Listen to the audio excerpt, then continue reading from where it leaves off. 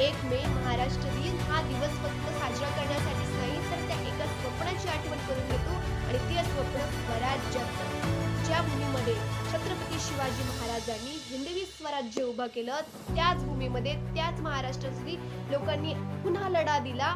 मुंबईसह महाराष्ट्र हवाई या मागणीसाठी हजारो लोक रस्त्यावर उतरले. 105 हुतात्म्यांनी स्वतःचं रक्त वाहिलं, स्वतःचं बलिदान दिलं. तेव्हा कुठे 1 मे 1960 रोजी आपलं महाराष्ट्र नवीन राज्य निर्माण झालं आणि आम्हाला स्वातंत्र्य असं महाराष्ट्र मिळालं.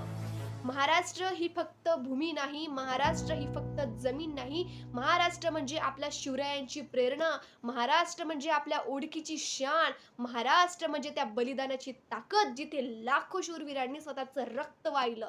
हे म्हणजे आपलं महाराष्ट्र. आज असा प्रश्न उभा आहे, की अनेक लोकांनी आपल्या महाराष्ट्रासाठी बलिदान दिलं, पण आपण या महाराष्ट्रासाठी काय करतोय? आपण या महाराष्ट्रासाठी काय करतोय? तर उठा, स्वतःला घडवा.